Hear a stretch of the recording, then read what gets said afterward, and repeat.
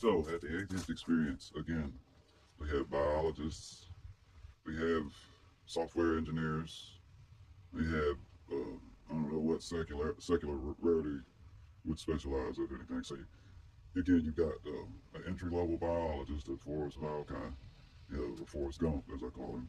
You've got a Matt Dillahunty. These atheists, they talk about authority figures. And, meanwhile, they're quoting Carl Sagan, TV scientist. Yeah, he's awesome. I read a couple of his books too. But they quote Hawking. That'd be the most genius of the genius atheists, I would say, but still not close to Einstein. They have people talking about how people are smarter than Einstein, and an IQ test is not the whole thing. It's not even close.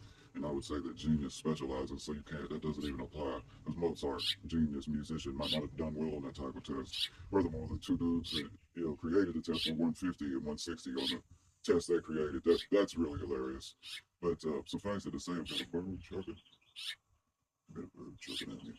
But no, what the atheist experience is doing is kind of like the original Socratic method, where Socrates would go around questioning people. What do you believe about this and why? It's like that's what the atheist experience is trying to do in a way, but like they don't understand philosophy. Furthermore, Rene Descartes, who they said people misquote all the time, said, "I think, therefore I am." Meanwhile, that was probably not his most substantial contribution to science or philosophy. But anyway, meanwhile, he said in order to come to a high philosophical reasoning or understanding, he believed one had to go through rigorous high-level math, and I'm qualified there too. My major actually was, philosophy with a minor in psychology at FSU. That's Florida State University, in case anybody doesn't know about it.